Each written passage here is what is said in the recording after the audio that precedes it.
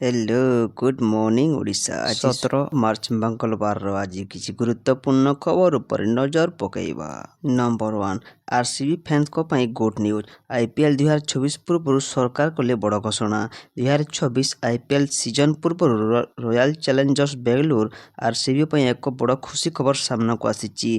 कर्नाटक सरकार Bengaluru M Chinnaswamy stadium रे IPL 2024 match आयोजन करने कर्नाटक राज्य क्रिकेट संघ केएससीए को अनुमति प्रदान करिसेंती। यह उल्लेखनीय जे बेंगलुरु भेन्यू रे आगामी सीजन रो प्रथम मैच 28 मार्च रे रॉयल चैलेंजर्स बेंगलुरु एम सनराइजर्स हैदराबाद एसआरएच मध्य खेल जबार कार्यक्रम रही। नंबर 2 एमानंकु मिलिबो पीएम किसान टंका। चाषी खाता को पुणी आसब 2000 टंका। चाषी मान कल्याण पर सरकार प्रायतः अनेक योजना करछंती। एबे किछि दिन तले देशर समस्त योग्य चाषी को पीएम किसान योजना अधीन 2000 टंका लेखाएं पठाई सरकार। यापर मध्य प्रदेश चाषी मान मुख्यमंत्री किसान कल्याण योजनार 14तम किस्ती पर उत्साहर सहित अपेक्षा करिसेंती। मध्य प्रदेश में प्राय 82 लाख चाषी गत किछि मास धरी 14तम किस्ती पर अपेक्षा करिसेंती। साधारणतः केंद्र सरकार प्रधानमंत्री किसान सम्मान निधि जारी करिबा परे राज्य सरकार तुरंत यार किस्ती प्रदान करती, किंतु एथर एक गुरुत्वपूर्ण विलंब होईछि। एई विलंबर कारण भाव में वैषयिक कारण दर्शाउछि। पूर्व फेब्रुआरी आसिबो बोली आशा करा जाउथिला। राज्य सरकार किसान योजना पाई आवश्यक बजेट व्यवस्था करिसेंती। प्रारंभ फेब्रुआरी पांठी प्रदान करने विषय आलोचना होउथिला, किंतु सेतेबेले यह सफल हो पारि नथिला। रिपोर्ट गुड़िक वर्तमान सूचित करुछि जे 14तम किस्ती हस्तांतर संपर्क में प्रशासनिक प्रस्तुति शेष पर्यायर अछि। नंबर 3 महंगा भत्ता 5% वृद्धि। कर्मचारी एवं पेंशन को बड़ उपहार देले सरकार। सोमवार सरकारी कर्मचारी एवं पेंशनभोगी पाई बहुत भल खबर आसी। त्रिपुरार मुख्यमंत्री माणिक शाह राज्य सरकारी कर्मचारी एवं पेंशनभोगी पाई महंगा भत्ता डीए एवं महंगा रिलीफ डीआर रे 5% वृद्धि घोषणा करिसेंती। एई वृद्धि सहित कर्मचारी माने पाउतबा मोट महंगा भत्ता 36 रु 41 को वृद्धि पाइछि।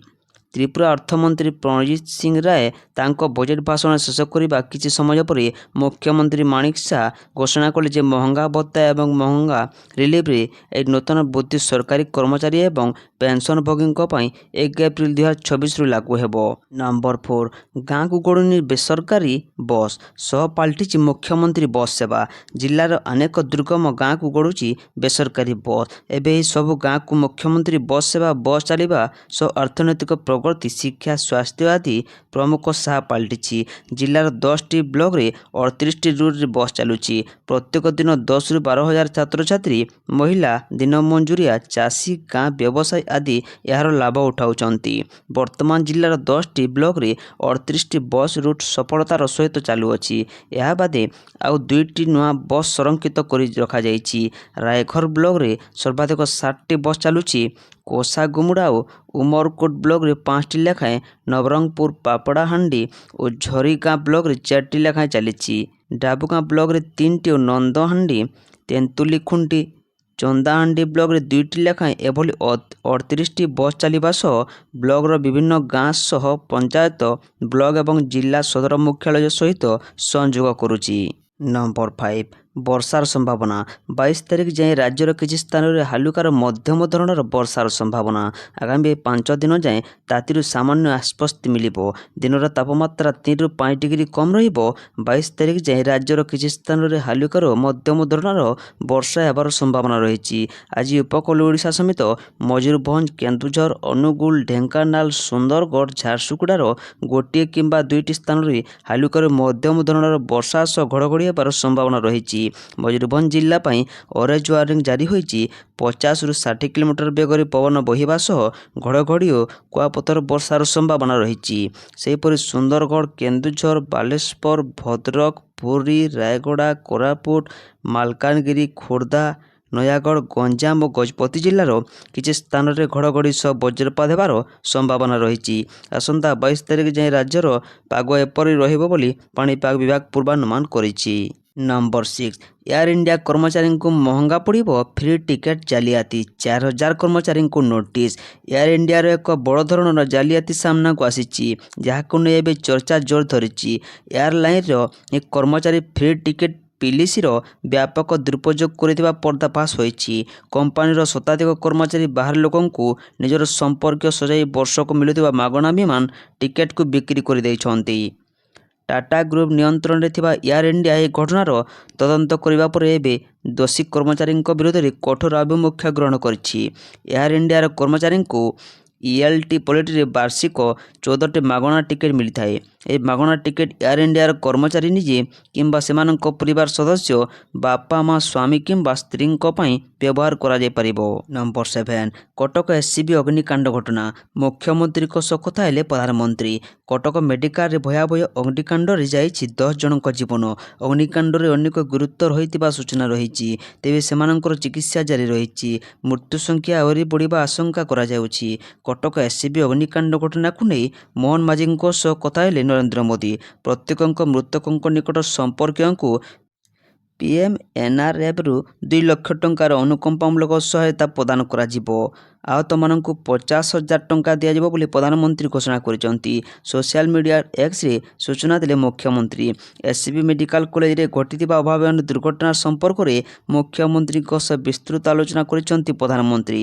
ସମସ୍ତ ପ୍ରଭାବିତଙ୍କ ପାଇଁ ଗ୍ରହଣ କରାଯାଇଥିବା ଜରୁରୀକାଳୀନ ପଦକ୍ଷେପ, ସ୍ଥାନାନ୍ତର ପ୍ରକ୍ରିୟା ଏବଂ ସେମାନଙ୍କୁ ଯୋଗାଇ ଦିଆଯାଇଥିବା ସ୍ୱତନ୍ତ୍ର ଚିକିତ୍ସା ସେବା ସମ୍ପର୍କରେ ପ୍ରଧାନମନ୍ତ୍ରୀଙ୍କୁ ଅବଗତ କରିଛନ୍ତି ମୁଖ୍ୟମନ୍ତ୍ରୀ। ତେବେ ରାଷ୍ଟ୍ରପତି ଦ୍ରୌପଦୀ ମୁର୍ମୁଙ୍କ ତାଙ୍କ ଏକ୍ସ ହ୍ୟାଣ୍ଡେଲରେ ଏହି ଘଟଣାକୁ ନେଇ ଦୁଃଖ ପ୍ରକାଶ କରିଛନ୍ତି। ଏହା ସହ ସନ୍ତପ୍ତ ପରିବାରକୁ ସମବେଦନା ଜଣାଇଛନ୍ତି। ଆହତଙ୍କ ଆରୋଗ୍ୟ କାମନା କରିଛନ୍ତି ରାଷ୍ଟ୍ରପତି। ନମ୍ବର 8 ଆଜିର ସୁନା ଦର କମିଲା। ସୁନା ଏବଂ ରୂପା ଦର। ଆଜି ରାଜଧାନୀ ଭୁବନେଶ୍ୱରରେ 24 କ୍ୟାରେଟ ସୁନାର ମୂଲ୍ୟ 10 ଗ୍ରାମ ପିଛା 1,59,170 ଟଙ୍କା ରହିଥିବା ବେଳେ 22 କ୍ୟାରେଟ ସୁନାର ମୂଲ୍ୟ 1,45,900 ଟଙ୍କାକୁ ପହଞ୍ଚିଛି। ଅନ୍ୟପଟେ ରୂପାର ମୂଲ୍ୟ କିଲୋ ପିଛା 2,70,000 ଟଙ୍କା ହୋଇଛି। ତେବେ ଗତ ଫେବୃଆରୀ 28 ତାରିଖରେ ଆମେରିକା ଓ ଇସ୍ରାଏଲ ଇରାନ ଉପରେ ଆକ୍ରମଣ କରିଥିଲେ। ସେହିଦିନ MCXରେ ରୂପା ଦର କେଜି ପିଛା 2,82,644 ଟଙ୍କା ଥିଲା। ଏବେ 2,70,000କୁ ଖସି ଆସିଛି। କେବଳ ରୂପା ନୁହେଁ, ସୁନାର ଦାମ ମଧ୍ୟ କମିଯାଇଛି। ଫେବୃଆରୀ 27ରେ MCXରେ ସୁନା 10 ଗ୍ରାମ ପିଛା 1,62,104 ଟଙ୍କା ଥିଲା। ଏବେ ସୁନା ଦାମ ଅଛି 1,59,170 ଟଙ୍କା। ନମ୍ବର 9 PNG କନେକ୍ସନ ନେଲେ LPG ଉପଭୋକ୍ତାଙ୍କୁ 500 ଟଙ୍କା ରିହାତି। ଦେଶର ଗ୍ୟାସ୍ ଯୋଗାଣକୁ ସୁବ୍ୟବସ୍ଥିତ କରିବା ପାଇଁ କେନ୍ଦ୍ର ସରକାର ଏକ ବଡ଼ ପଦକ୍ଷେପ ନେଇଛନ୍ତି। ବ୍ୟବସାୟିକ LPG ସିଲିଣ୍ଡର ବଦଳରେ ଏବେ ପାଇପଟ୍ ନ୍ୟାଚୁରାଲ ଗ୍ୟାସ୍ ବା PNG ବ୍ୟବହାର କରିବାକୁ ଗ୍ରାହକମାନଙ୍କୁ ପରାମର୍ଶ ଦିଆଯାଇଛି। କେବଳ ସେତିକି ନୁହେଁ, ନୂଆ PNG ସଂଯୋଗ ନେଲେ ଗ୍ରାହକଙ୍କୁ ମିଳିବ ଆକର୍ଷଣୀୟ ରିହାତି ଏବଂ କ୍ୟାଶବ୍ୟାକ୍। LPG ଗ୍ୟାସ୍ ସଂକଟ ଧୀରେ ଧୀରେ ବଢ଼ୁଥିବା କାରଣରୁ PNG ଗ୍ୟାସ୍କୁ ସରକାର ଅଧିକ ଗୁରୁତ୍ୱ ଦେଇଛନ୍ତି। ଏଥିରେ IGL କହିଛନ୍ତି ଯେ LPG ଉପଭୋକ୍ତା PNGର କନେକ୍ସନ ନେଉଛନ୍ତି ସେମାନଙ୍କୁ ଗ୍ୟାସ୍ କିଣିବାରେ 500 ଟଙ୍କାର ରିହାତି ମିଳିବ। ଦିଲ୍ଲୀର ଏକ ସଭାରେ LPG ଗ୍ୟାସ୍ ସଂକଟ ବିଷୟରେ ଆଲୋକପାତ କରାଯାଇଛି। ଏବେ ଅବସ୍ଥା ଚିନ୍ତାଜନକ ଅଛି। ସାଧାରଣ ଉପଭୋକ୍ତାମାନଙ୍କୁ LPG ଗ୍ୟାସ୍ ବିତରଣ କରାଯିବା ସହ କମର୍ସିଆଲ LPG ବିତରଣ ଆରମ୍ଭ ହୋଇଛି। ନମ୍ବର 10 ସନ୍ତୃପ୍ତ ମିଶ୍ରଙ୍କୁ ଶୁଭେଚ୍ଛା ଜଣାଇଲେ ନବୀନ। ବିରୋଧୀଙ୍କୁ କଲେ ଟାର୍ଗେଟ। ସରିଲା ରାଜ୍ୟସଭା ନିର୍ବାଚନ। ବିଜେଡି ପ୍ରାର୍ଥୀ ସନ୍ତୃପ୍ତ ମିଶ୍ର ରାଜ୍ୟସଭା ଯିବେ। କମନ କ୍ୟାଣ୍ଡିଡେଟ୍ ଦତ୍ତେଶ୍ୱର ହୋତାଙ୍କ ପରାଜୟ ହୋଇଛି। ତେବେ ଫଳାଫଳ ପରେ ବିଜେଡି ସୁପ୍ରିମୋ ନବୀନ ପଟ୍ଟନାୟକ ନିଜର ପ୍ରତିକ୍ରିୟା ରଖିଛନ୍ତି।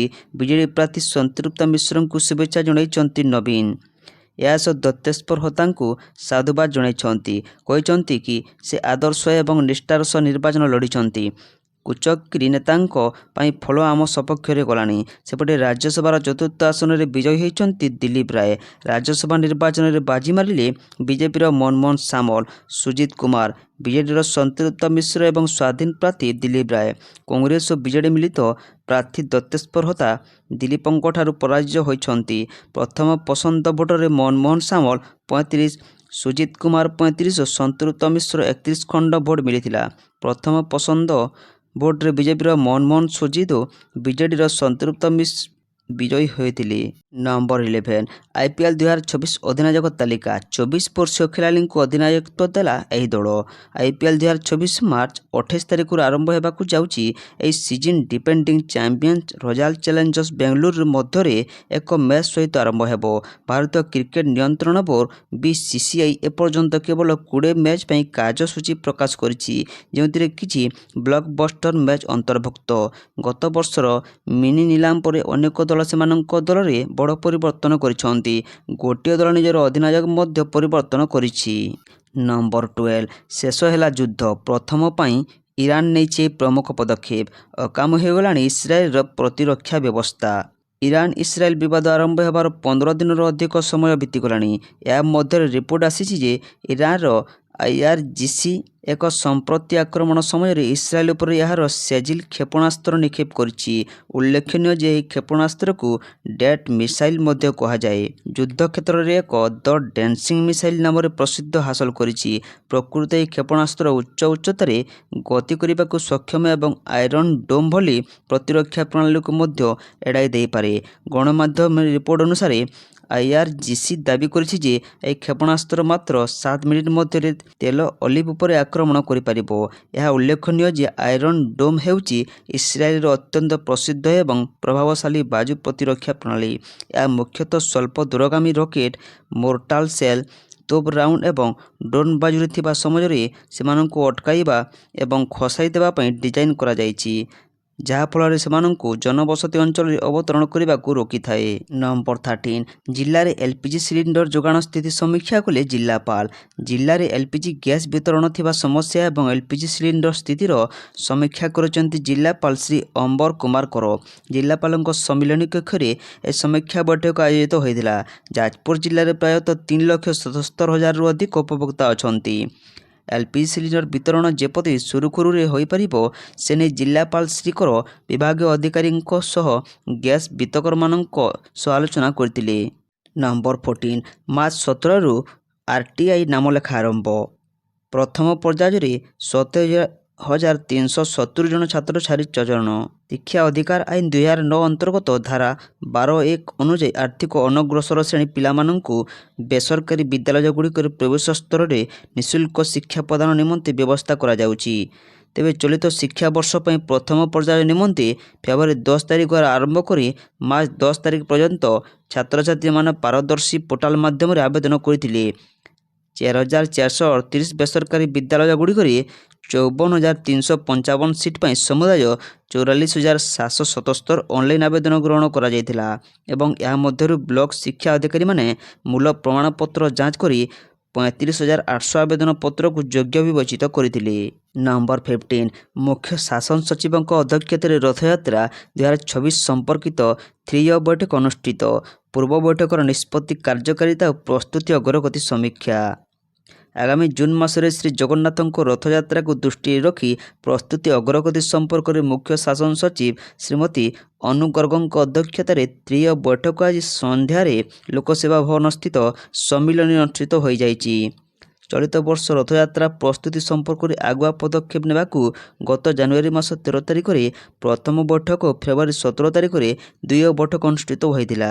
ଗତ ବୈଠକମାନଙ୍କ ନିଷ୍ପତ୍ତି କେତେଦୂର କାର୍ଯ୍ୟକାରୀ ହୋଇଛି ସେ ସମ୍ପର୍କରେ ବୈଠକରେ ସମୀକ୍ଷା କରି ମୁଖ୍ୟ ଶାସନ ସଚିବ ଆବଶ୍ୟକ ନିର୍ଦ୍ଦେଶ ପରାମର୍ଶ ଦେଇଛନ୍ତି।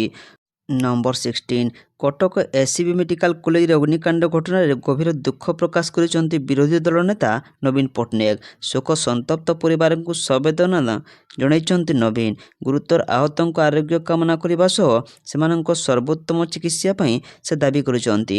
କଟକ ମେୟର ଟାଙ୍ଗୀ ଚୌଦାର ବିଧାୟକଙ୍କୁ ଘଟଣାସ୍ଥଳରେ ପହଞ୍ଚି ସହାୟତା ଯୋଗାଇବାକୁ ନିର୍ଦ୍ଦେଶ SCB ମେଡିକାଲ ଯିବେ ବିରୋଧୀ ଦଳ ନେତା ନବୀନ ପଟ୍ଟନାୟକ। ନମ୍ବର 17 କ୍ରସ୍ ଭୋଟିଂକୁ ନେଇ କଡ଼ା ଭାଷାରେ ଭର୍ତ୍ସନା କଲେ ନବୀନ। କହିଲେ, ମୁଁ ବାରମ୍ବାର କହୁଛି କି ବିଜେପି ଘୋଡ଼ା ବେପାର କରୁଛି। ରାଜ୍ୟସଭା ନିର୍ବାଚନରେ କ୍ରସ୍ ଭୋଟିଂ ନେଇ ବିଜେପିକୁ କଡ଼ା ଭାଷାରେ ଭର୍ତ୍ସନା କରିଛନ୍ତି ବିରୋଧୀ ଦଳ ନେତା ନବୀନ ପଟ୍ଟନାୟକ। ନବୀନ କହିଛନ୍ତି କି ଗତ କିଛି ଦିନ ହେବ ମୁଁ କହୁଛି କି ବିଜେପି ଘୋଡ଼ା ବେପାର କରୁଛି।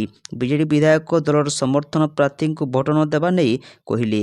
जेमाने क्रॉस भोटिंग करिसंती सेमानंकर क्रिमिनाल रेकर्ड रहिछि सेमानंक बापा माने जेल रे रहिसंती।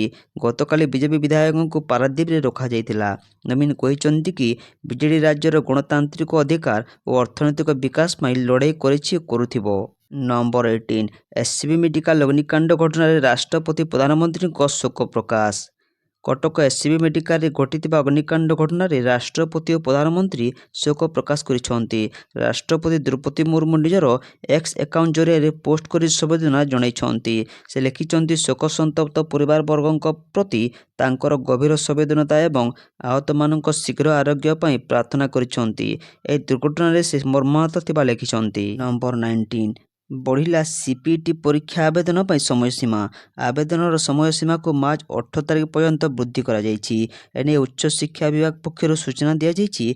सीपीटी परीक्षा पर आग्रही थिबा छात्र छात्री माने मार्च 8 तारिख रात्रि 11:45 घटिका पर्यंत साम्स पोर्टाल को जाई निजर फॉर्म पूरण करि परिबे।